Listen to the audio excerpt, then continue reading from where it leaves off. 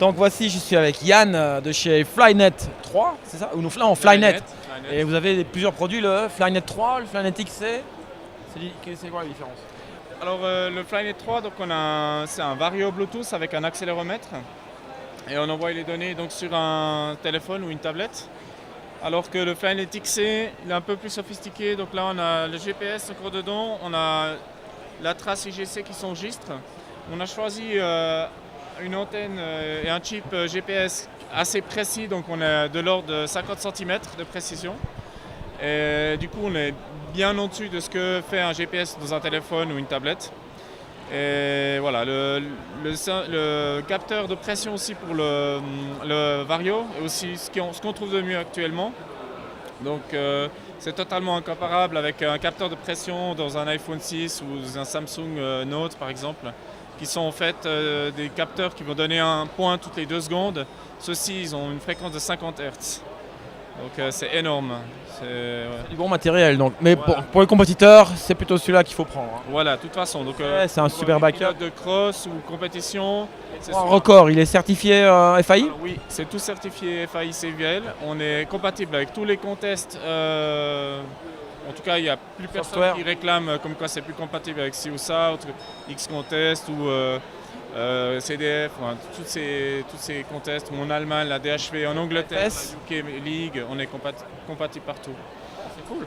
Ok, et éventuellement, donc, vu qu'on peut le connecter à la tablette, on peut envoyer la trace dans le téléphone et renvoyer la trace par SMS ou par email. Alors là, ça dépend après des apps. Donc nous, on ne vend pas des applications, on a stoppé notre application.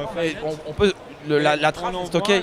Voilà, donc ce qu'il y a, c'est qu'on envoie la trace. Par exemple, avec XSOR ou FlySky High, on peut utiliser la trace GPS du Vario. Et ce qui se passe, c'est qu'on créera une deuxième trace. Donc c'est si on veut l'application qui crée une trace qui fait sa signature. En simultané.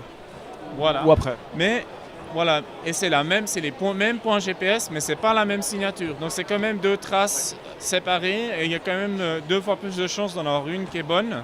Voilà. Donc c'est backup. Et puis l'autre avantage, donc c'est comme on parlait tout à l'heure, donc on a cette autonomie qui est améliorée du fait que justement on n'utilise pas le GPS qui est dans la tablette ou dans le téléphone. Par exemple avec l'iPhone 6, moi j'ai un iPhone 6.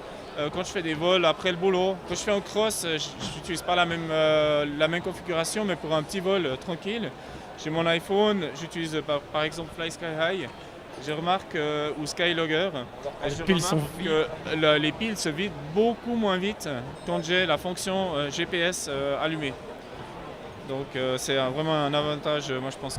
Vous êtes là depuis combien de temps sur le marché? Ça fait... En fait, on est tout premier Vario Bluetooth. Et la première version, c'était il y a 3 ans à peu près, je crois 3 ans. Le premier, je sais pas, j'avais déjà un Vario Bluetooth il y a quelques années. Ouais. Le Flymaster F1. Oui, c'était un peu différent quand même. C'est un logger. Ouais, exactement. Ouais. Eux, ils ont commencé aussi comme ça, hein, donc avec. Puis ils sont passés à exactement. un modèle. Mais il était USB, non? Il était USB. Non, même pas. Il était Bluetooth. Et en fait, il avait une connexion jack coaxial pour la. Ok. C'est ça, un peu embêtant. Ouais. Mais donc ici, on a donc les accéléromètres. Et là, on est vraiment dans quelque chose de nouveau. Voilà, mais on n'est pas encore. On commence juste à effleurer la surface, à mon avis. Je crois qu'il y a quand même. Ouais, il y a encore des choses à faire. Bon, l'accélérométrie, on n'est pas 100% convaincu de l'utilité dans le variomètre. Mais bon, on étudie aussi cette question-là. Au niveau des hardware, c'est le top du top là-dedans. Et les éléments on peut travailler là-dessus. Après, on peut changer. Donc là, ce qu'on fait, nous, c'est qu'on update le firmware. Donc on peut changer les fonctionnalités sans changer le hardware. Parce que là, on a actuellement, je pense qu'on est bon pour un moment. Et donc vous attendez, donc ça, c'est compatible avec Android? Oui, alors on a toute une liste sur notre site web. Vu qu'on a arrêté notre app, on a décidé de lister un peu les apps. J'ai pas fini ce travail-là, mais petit à petit, ça s'étoffe. Et donc c'est Android, iOS et Windows Phone. Et on a aussi le... Peut-être aussi LK pourrait le supporter? LK 8000? Ouais, alors théoriquement c'est compatible, mais j'ai jamais eu un appareil comme ça entre les mains. Et il faudrait le tester. Mais d'après les Faudra tester. spécifications, ça l'est. Ouais. Ok, merci. Tu peux tester, si tu veux. Merci Yann. Ouais, attention, je remarque le Merci truc. à toi.